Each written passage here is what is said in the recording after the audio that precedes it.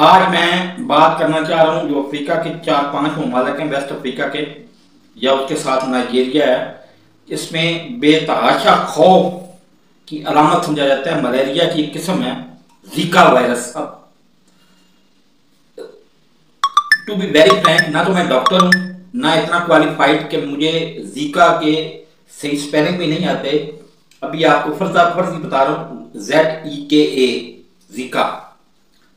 ये वायरस है क्या और इससे कितनी बीमारियां फैलती हैं और खुसूसन इंडिया और पाकिस्तान से आए हुए लोग कितने ज्यादा मुतासर हो सकते हैं, ये ज़हन में रखें कि ये बीमारी का तारुफ मुझे सबसे ज्यादा तो इस वक्त हुआ था जब मैं खुद इधर करीब ही एक जगह पे मकान था, 1,20,000 का किराया देता था और 80,000 से रुपया मुझे मेरा भाई देता था किराया खाने पीने का खर्चा।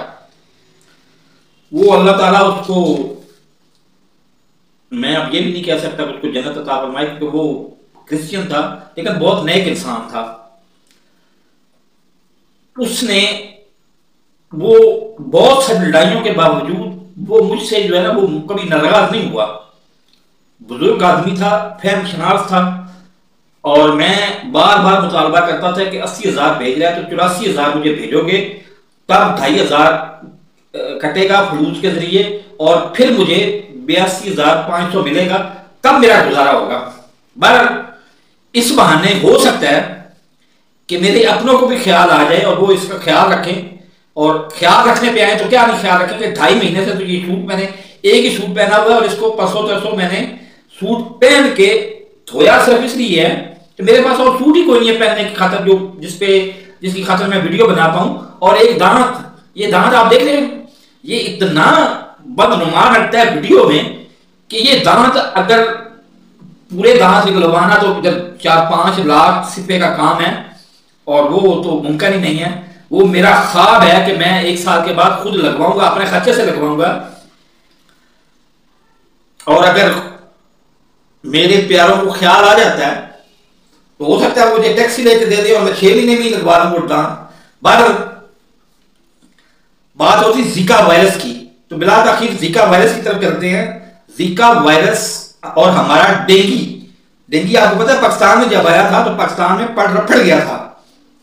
वो मतलब वो इस तरह की बीमारी थी कि डेंगी पैदा ही साफ पानी में और वो मतलब शाम से पहले पैदा होता था, शाम के बाद वो डेंगी खत्म हो जाता था।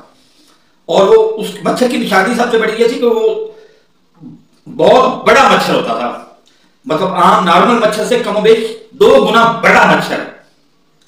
और वो जिसको काटता था उसको डेंगी हो जाता था और डेंगी में उसका खून के व्हाइट सेल्स तेजी से काम होना शुरू होते थे और जब 150 से नीचे आते थे तो फिर बंदा डेथ पॉइंट पे चला जाता था। मैं अल्हम्दुलिल्लाह कहूं, ये शुक्र करूं कि मैंने भी ये वो डेंगी वायरस भुगता हुआ है, खुद भुगता हुआ था।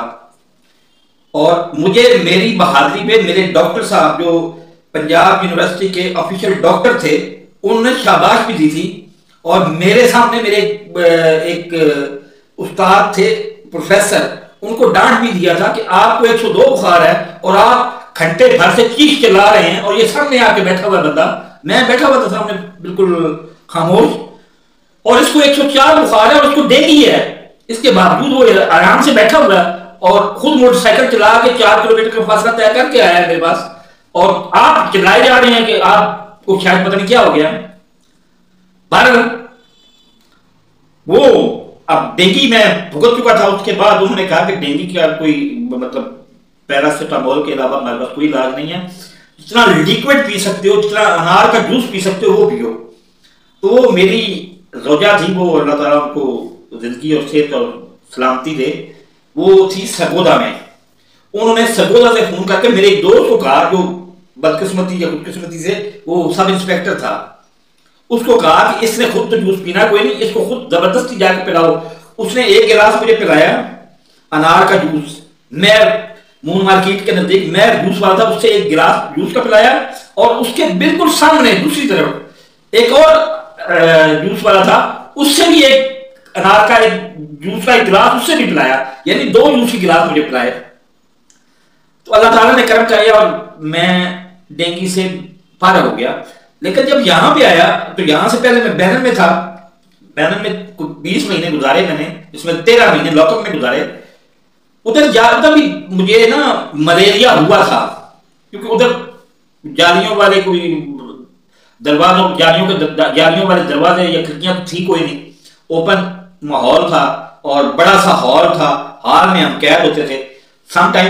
उधर एक कोरोना भी मैंने देखा है, और कोरोना के साथ ये मेरी आप अल्लाह का करम, महज अल्लाह का करम कह दें कि मैं कोरोना से महफूज रहा हूं कि 400 बंदा उस की कैपेसिटी थी टोटल ज्यादा से ज्यादा 50 या 60 या 70 बंदों की, और उसमें 400 बंदा छोड़ देते थे और रात भर हम बैठ के जाके गुजारते थे। तो बहरहाल गुजारा होता रहा।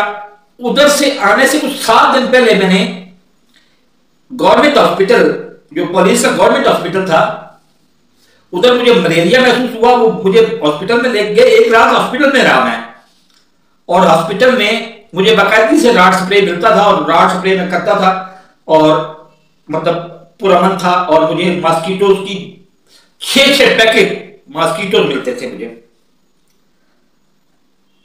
लेकिन इसके बावजूद मलेरिया हुआ और वो मुझे ले गए गवर्नमेंट हॉस्पिटल, पुलिस के गवर्नमेंट हॉस्पिटल में। उधर एक रात में उधर रहा, और उधर के बाद उन्होंने टेस्ट लिख के दिया, टेस्ट किया, और टेस्ट के बाद रिपोर्ट लिख के दी कि इसका मलेरिया 110% क्लियर है, इसको मलेरिया नहीं है। तब मुझे निकाला गया, वहां से फर्क किया गया और मैं वापस लॉकअप में आ गया। उसके 2-4 दिन बाद मैंने रिलीज हो गया और फ्लाई किया और आ गया टोगो में। अब टोगो में आया हूं 21 फरवरी 2021 को, और ये गालबन अगस्त या सितंबर की बात है। तो ये मेरे बिल्कुल सामने हॉस्पिटल है, सेंट जोसेफ हॉस्पिटल। इन्होंने मुझे देखा नहीं है, मेरे साथ बात नहीं की, या मेरा नब्ज भी चेक नहीं की। टेस्ट करना तो बड़ी दूर की बात है, नब्ज भी चेक नहीं की, मुझे जानते भी नहीं है। सिर्फ इन्होंने नेशनैलिटी देखी कि ये पाकिस्तानी है तो इसके पास पैसे होंगे। उन्होंने कहा इसको तो 3 साल से जीका वायरस है, और वो अजनस उसका नाम था। अल्लाह ताला उसको मतलब क़यामत में आसानियां नसीब फरमाए, ये कह सकता हूं। अब जन्नत का तो मैं कह नहीं सकता, क्योंकि वो मुसलमान नहीं था, वो क्रिश्चियन था। उसने मुझे जीका वायरस का नहीं बताया, उसने कहा कि तुम्हें मलेरिया और तुमने लाजमी हॉस्पिटल में एडमिट होना ही होना है। आप उसकी जिद कह रहे हैं, कि जिद की खातिर मैं खुद चल के तो अपने घर से इधर हॉस्पिटल आया, और हॉस्पिटल में 2 दिन रहा, सिर्फ 2 दिन। और इधर अल्लाह ताला के फजल करम से स्पॉटी भी मिलती थी सुबह उठ के, वो क्या कहते हैं, अल्लाह भला करे, आपको अंडे वाला बर्गर भी मिलता था। नहीं मिलता था तो क्या नहीं मिलता था, पानी नहीं मिलता था पीने को। उस वजह से मेरी टांगें जवाब देगी, मैं चल फिर भी नहीं सकता था। बमुश्किल जाके बैठ के, और आज तक उस सीट वाले पे बैठ के क्या कर सकता हूँ। नीचे सीट जो होती है, नीचे वाली जो कंबाइन पाकिस्तान में आम वो लगी होती है, उस पर बैठ जाऊं तो मुझे कुछ 4 बंदे ही उठाएंगे आगे। मेरा 100 किलो वजन है, 100 किलो वजन के 4 बंदे ही उठाएंगे आगे, मैं तो नहीं उठाऊंगा। मैं नंग धड़न पड़ा हुआ उधर, गन से भरा हुआ, और वो नंग धड़न वो उठाएंगे 4 बंदे ही, मैं अकेला नहीं उठने के काबिल रहूंगा वहां से। बहरहाल सादा लफ्जों में जीका वायरस 4 गुना ज्यादा खतरनाक है डेंगू से। क्यों 4 गुना ज्यादा खतरनाक है?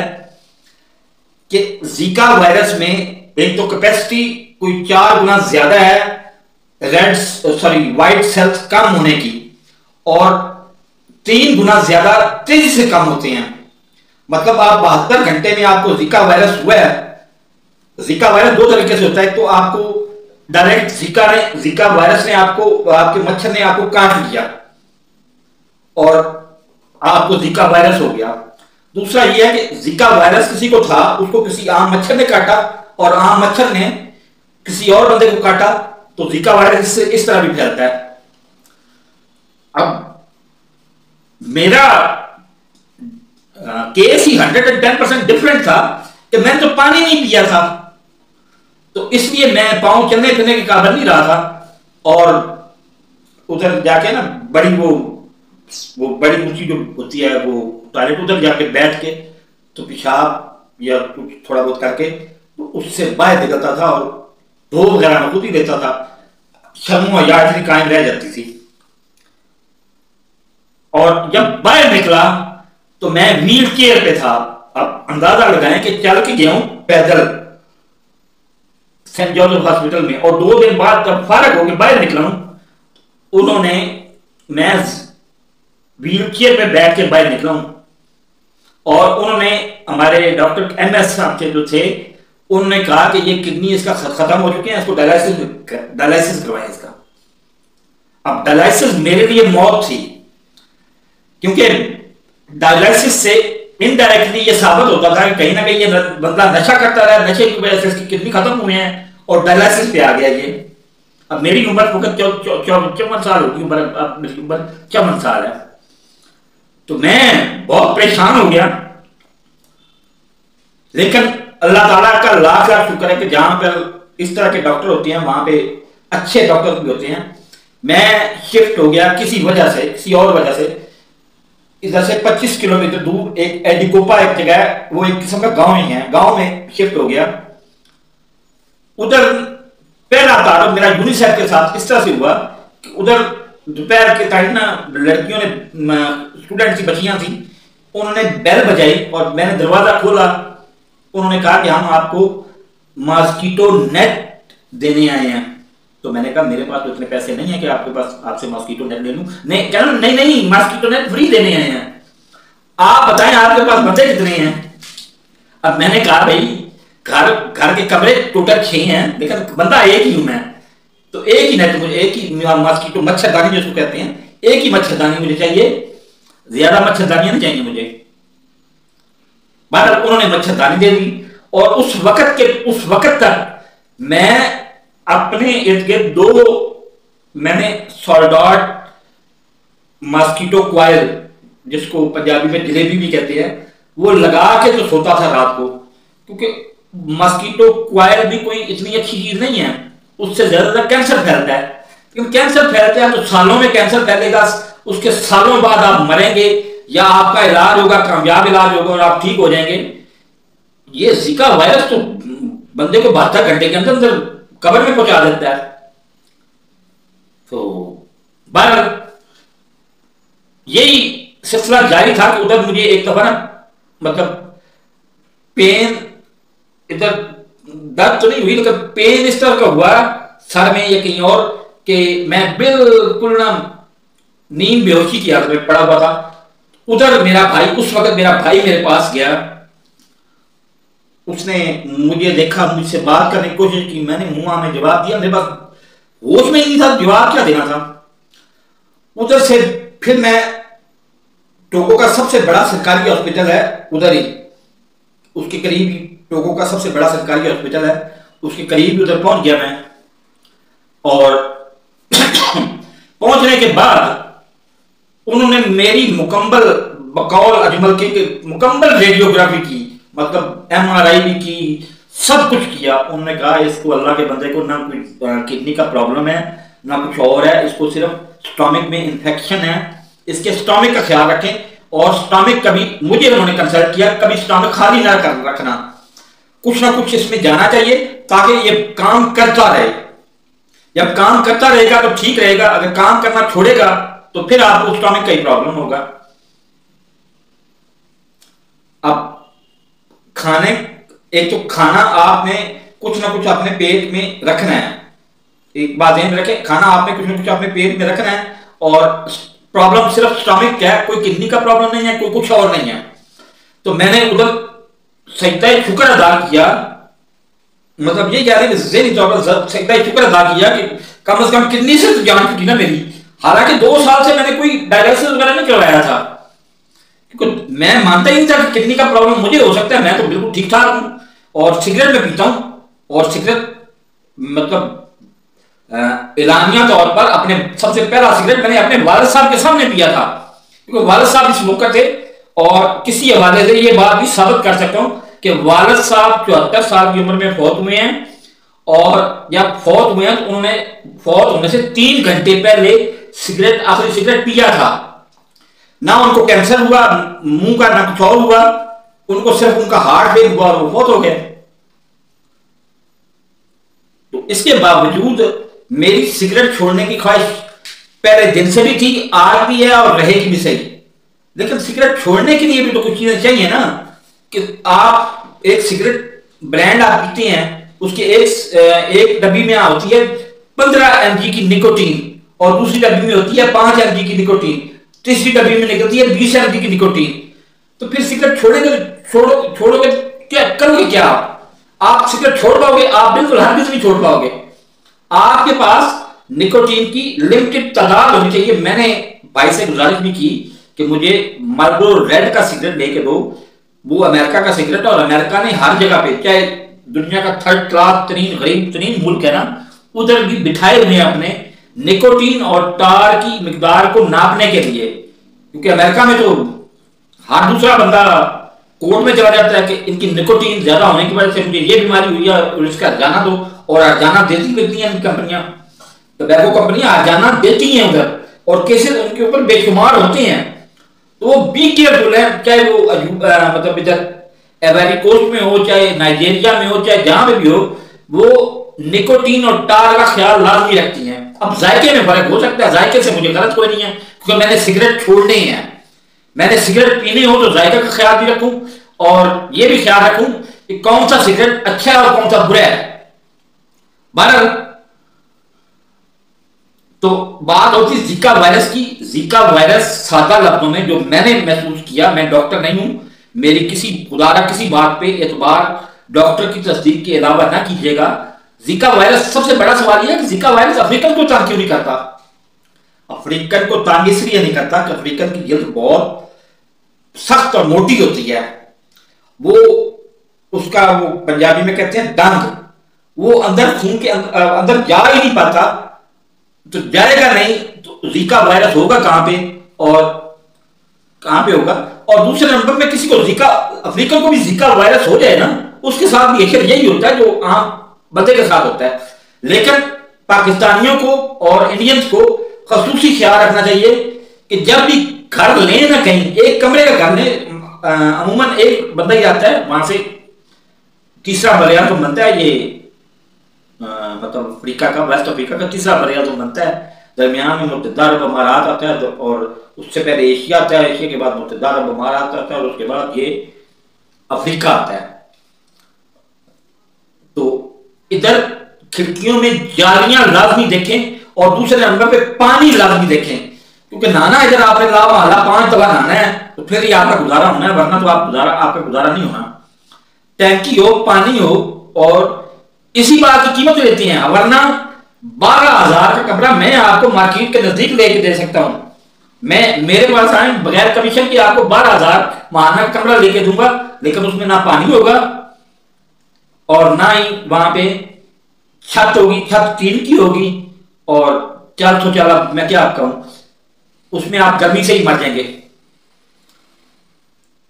तो अब इत्तेफाक की बात है कि आज ही 10 दिन पूरे हुए हैं, मैंने एक मॉस्किटो भी तोड़ी नहीं है। आज ही मॉस्किटो का आखिरी दिन है मेरे पास, आखिरी एंटी मॉस्किटो कॉइल का आखिरी दिन है मेरे पास, और मुझे कल मॉस्किटो चाहिए।